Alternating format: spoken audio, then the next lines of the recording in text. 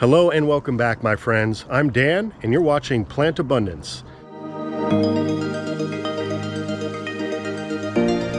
Today we're going to be doing a plant profile video. I'm going to be sharing with you one of my absolute favorite fruits that I'm growing here in my backyard food forest garden. So this delectable fruit here is known as sweet treat Pluerry. The Pluerry fruit is a hybrid, a mix between plum and cherry.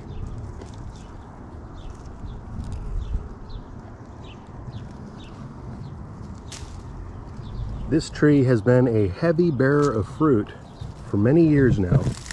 Originally planted a whip in the ground back in 2014, and here we are 8 years later, continually pulling an abundant harvest. So we typically pull our harvest of sweet treats around the 20th of June into mid-July. We started pulling off this tree a little early this year, but another nice thing about this variety of fruit, it has good hang time. You can stay on the tree for around a month. Now if you do decide to grow a sweet treat Pluerry, you're going to need a cross-pollinator. Some good options would be Santa Rosa plum or a burgundy plum. That's going to ensure that you reap an abundant harvest. And I love this fruit so much that I'm actually growing a second variety. This little young tree here is the Candy Heart Pluerry. Been in the ground now going on 3 years.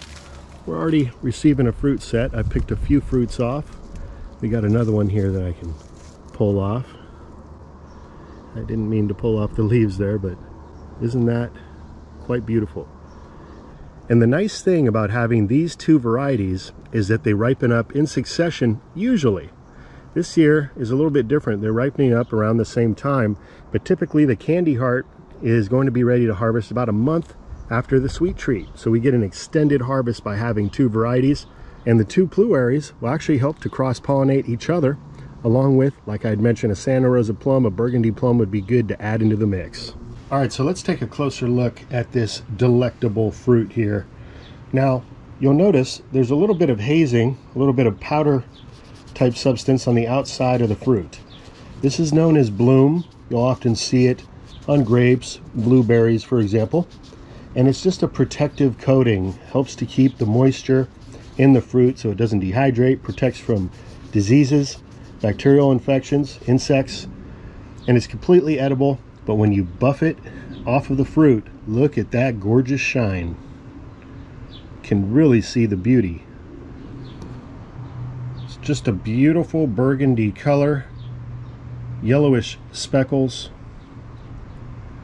and the size, as you can see, is medium, a little smaller than a plum, larger than a cherry. All right, so let's cut one open and I'll show you the inside.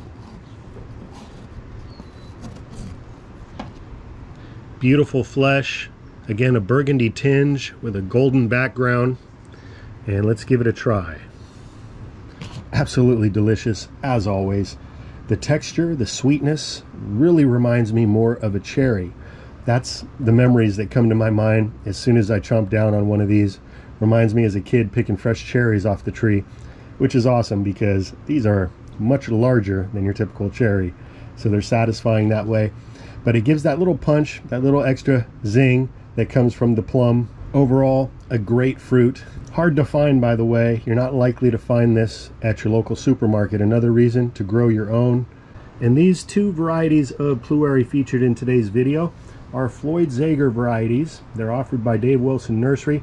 Can often be found at a local nursery near you. If not, ask about them. Try to get your hands on some of these trees. You'll be happy you did. And the Pluerry trees should do well for you if you're located in USDA climate zones 6 through 9. They do require a minimum of 300 to 500 chill hours. 350 is probably good enough at below 45 degrees Fahrenheit. So if all those conditions match your location, you should be growing some of these absolutely delicious fruits known as the Pluerry.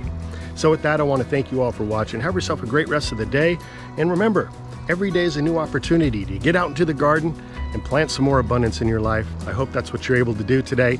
Until next time, this is Dan from plantabundance.com. Take care. I'll be talking to you again soon.